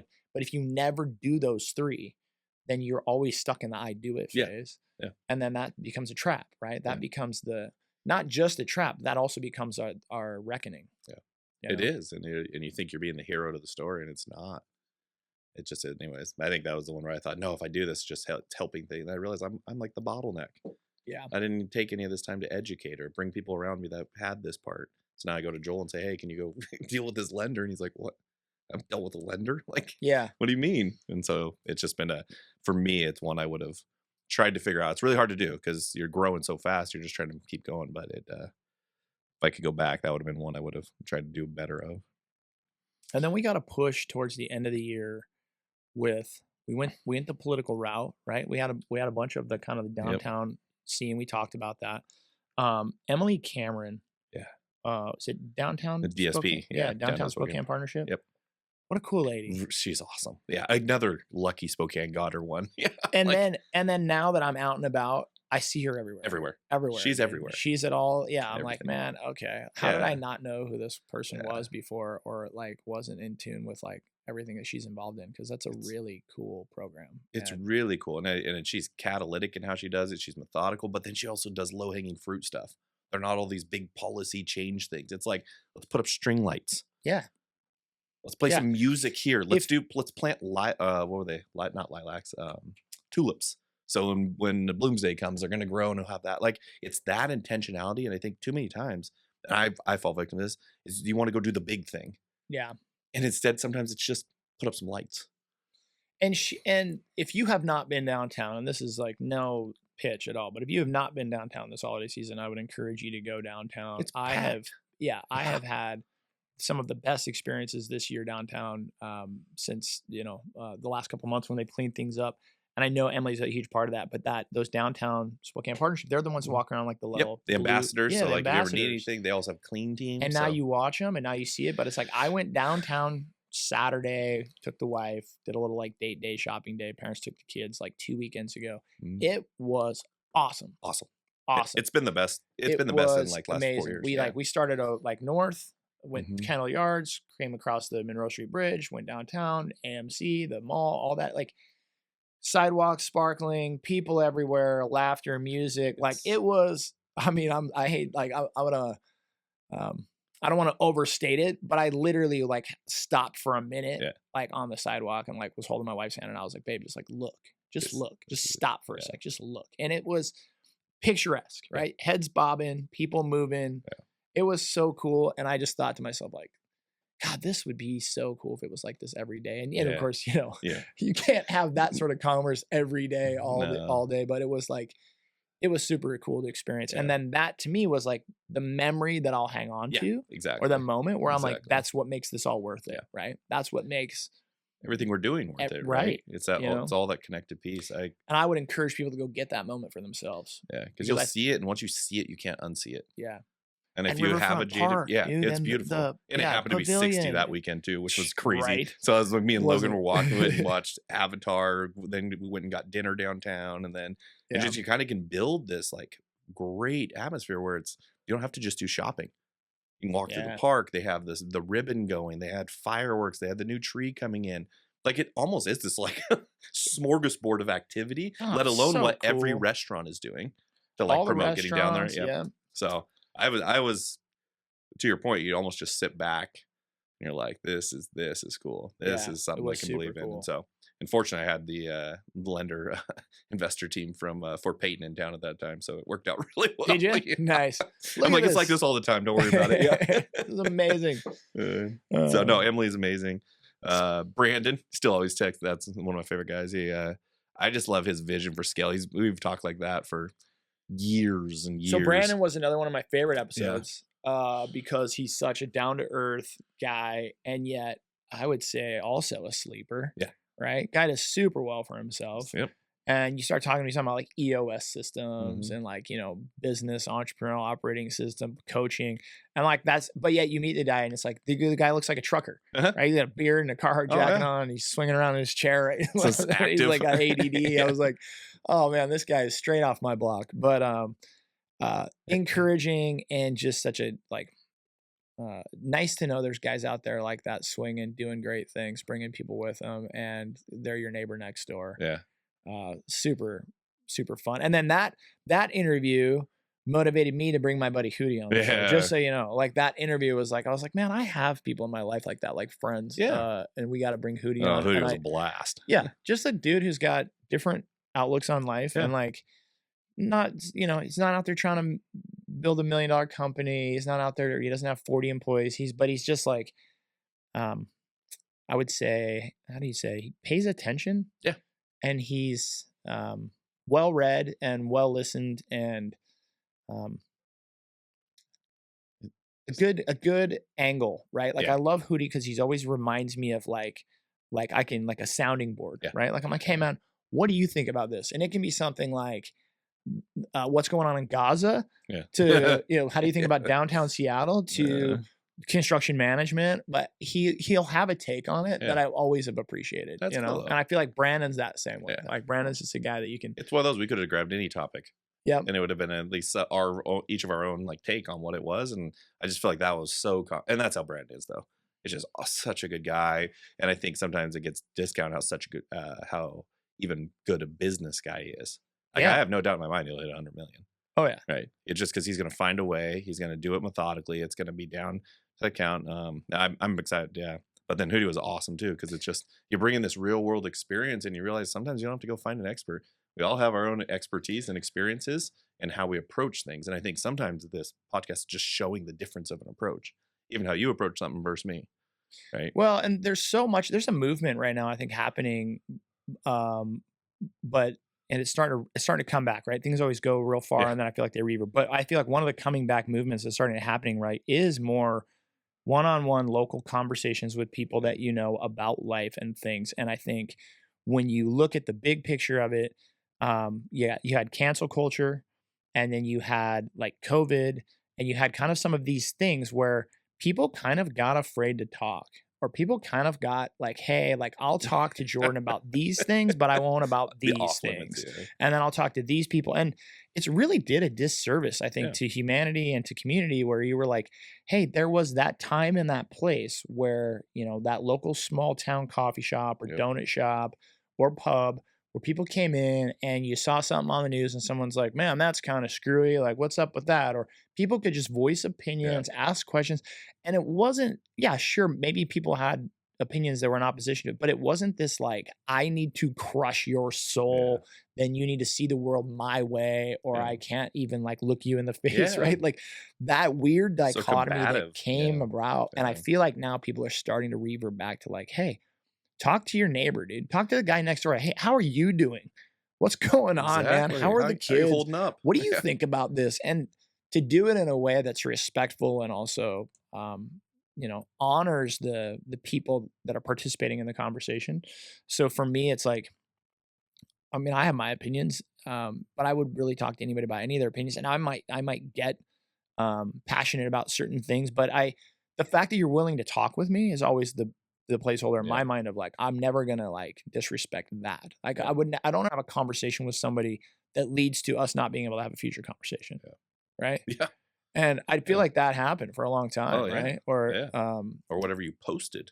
So you well, you're right. And then it was the posting so thing and the keyboard warrioring, or it's like, again, the thought of being canceled, or the thought of somebody potentially thinking I'm a racist, or potentially thinking that something I said might be sexist, or, so it's like all that fear builds up. But then what the end result of it was just conversations weren't being had Yeah.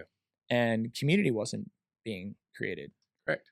And so, yeah, when I think of a Brandon, when I think of a Hootie, when I think of this show, when I think of Brick West, Yeah. all of it kind of resonates back to just being able to have conversation with people about things over a beer, on a podcast, over a fence post, Yeah. and just respecting it for what it is.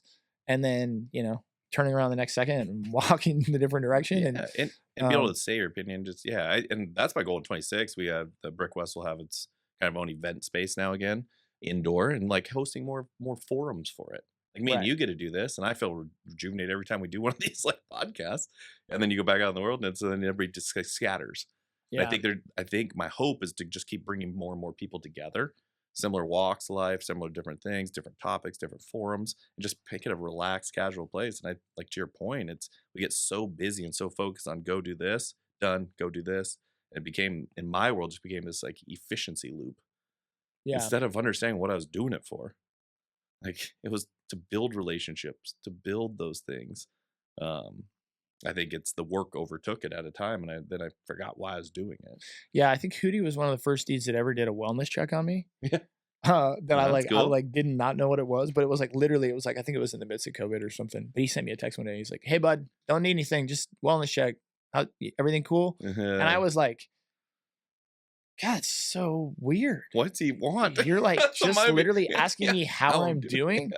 And then I also like the aha of that for me too is like I got to a point in my life where I realized like I didn't have very many of those people. Yeah. Not that they Yeah. wouldn't check on me, but that I could be honest Yeah. with.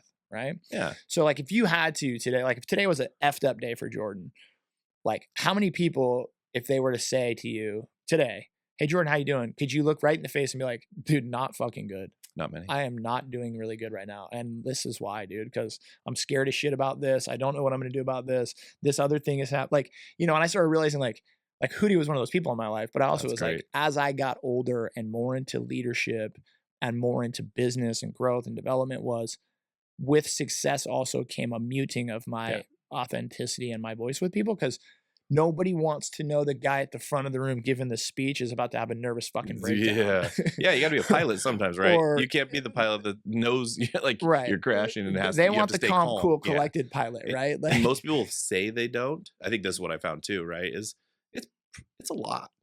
It's a lot. Like if you were to jump in my world, in my head of what I'm going through to get there, like it's a lot. And I think every once in a while I'll vomit on my wife, like what all every- the things that are happening or something. And like I can start like halfway through the conversation seeing her face and her face is just like starting to turn white. Yeah. And then later she'll just like give me a hug or something. She'll be like, "Man, babe, that's a lot, you Yeah. know?" Like, but you don't, and sometimes I don't even know it's a lot, or you No, don't even, 'cause so you you're start just saying doing it. all of Yeah. the things. Yeah. So it's like, all right, start listing them off. Yeah. I got to call this guy about this thing. And then this is not, and it's like, oh man, there's a lot. There's still a lot to do. Yeah, exactly. And I think, and so in my world, that's, I think getting back to, I have some really close guys around me that's what I would do. But for a while it wasn't because I'm like, I don't even know how to contextualize all this. What will they think? What will they do? Like, let me get this fixed. And then It feels so I'll tell good when everybody, you finally right? do it sometimes. Yeah, right. You want to tell them after I Yeah, fix exactly. it. Right? Instead, what I found is that kind of that release, there's probably I want to get a psychologist on here, but like, there's probably some mental piece there from like the breathing exercise, the little things you do that way to just retrain your brain of how to process it. Because I'm just in my head so much. Like I've played out 15 scenarios in my head before I talk to anybody. Yeah. So I've played out how Keith's already going to react to this. And if you react A, I already guessed that. If you guess B, I did that. If you surprise me, that could happen. And I think too often it was just like, I don't know if I could put this on somebody. And then what I realized was it's just that same thing. You're just trying to be the hero in your own story, and it doesn't make any sense. I think it just, nobody wants to admit failure or look like a failure or what is everybody going to think of me?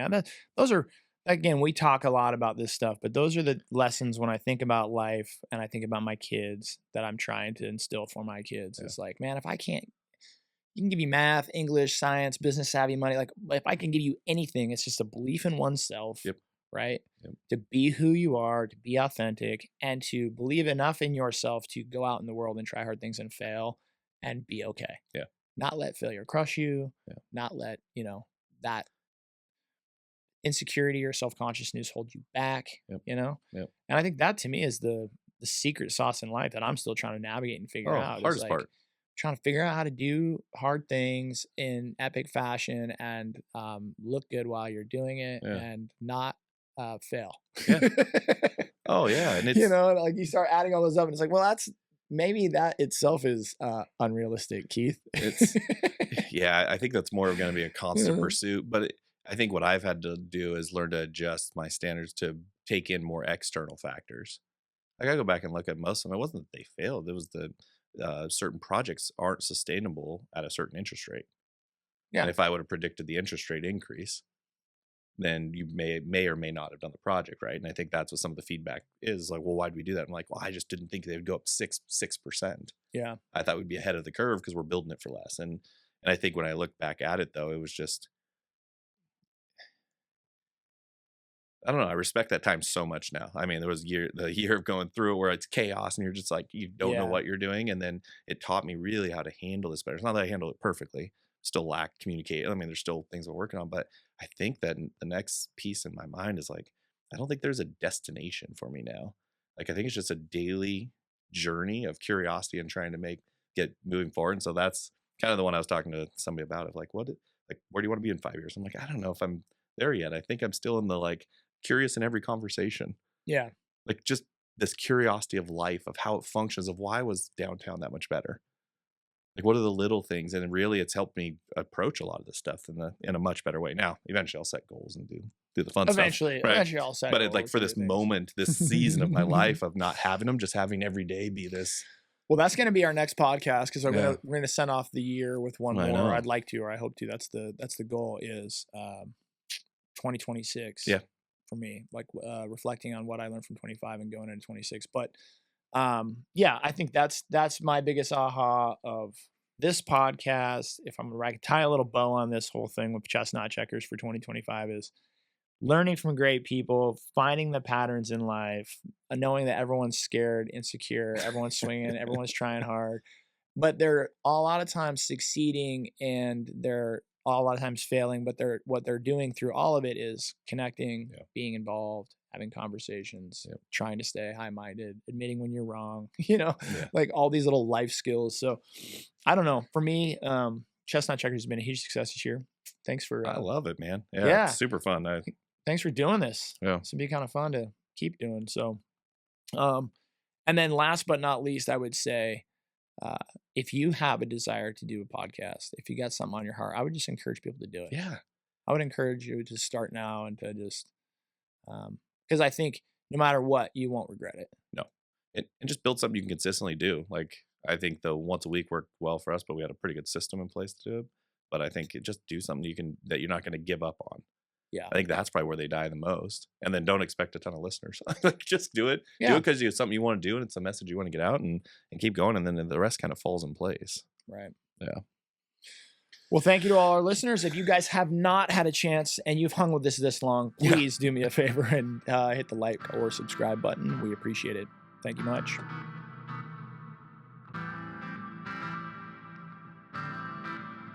All right, you guys, thanks for listening to today's episode.